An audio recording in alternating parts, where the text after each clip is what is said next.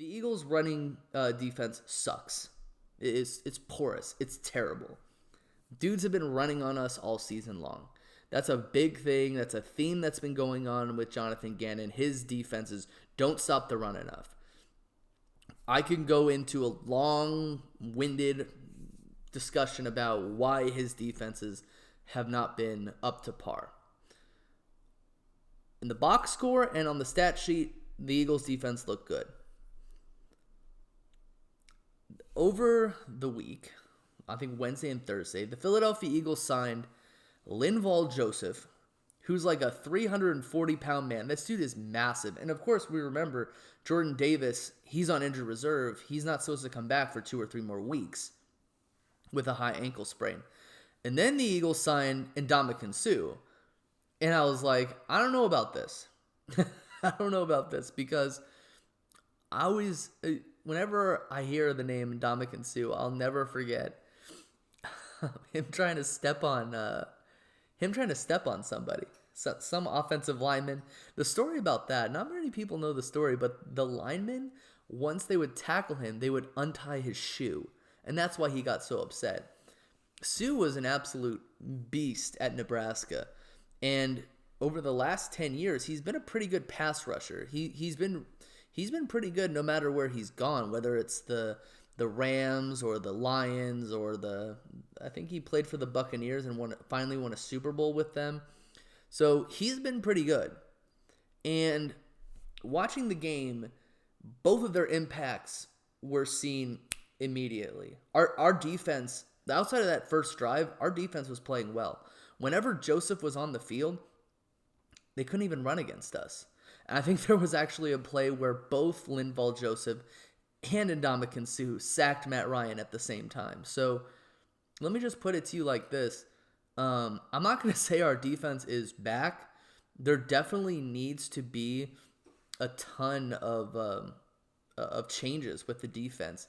But allowing only 84 yards to Jonathan Taylor, I was about to say Jonathan Stewart. Jonathan Taylor was good. I'll tell you this, after they scored that first touchdown, I was like, oh no, not this again. But, we went back out there, never allowed another touchdown. They only kicked field goals.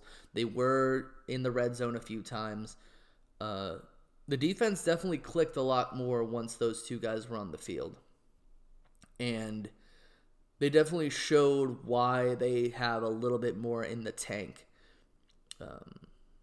And I'd be curious to see what would have happened if we had signed them a week earlier.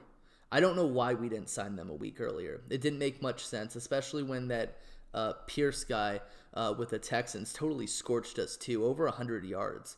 So this was one of those situations where Howie Roseman, he recognized that the team was failing in a specific aspect, hoping it wasn't a schematic issue, which if it's scheme, dude, you're not fixing it with free agents at all. You're just not. But we just needed a big man right in the middle of the line who was just going to stop everything that moves, right? You can't stop an immovable object with momentum or something like that, or you need one object to stop another immovable object. I don't know. Something that John Madden used to say.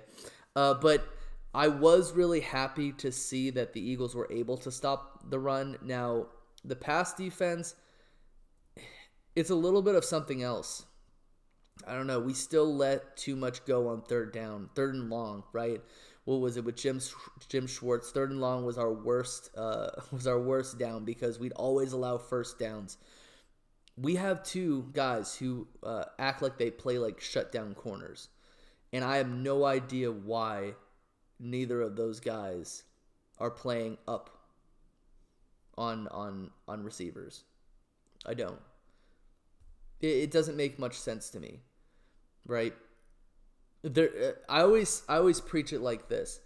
There's maybe one or two routes that could be used to beat, press man defense with the corners. There's about a dozen things that can beat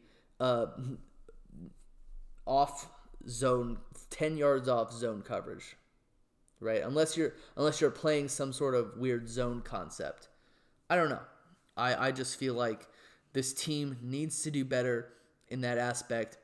I feel like I'm not going to say this was an embarrassing win per se, but they could have played better on both sides of the ball. And yes, the box score will show that the defense played well, and the stat sheet as well. But you can't against a bad team or a subpar 500 team. You can't be letting them go all the way down the field and score on you first. This should not happen.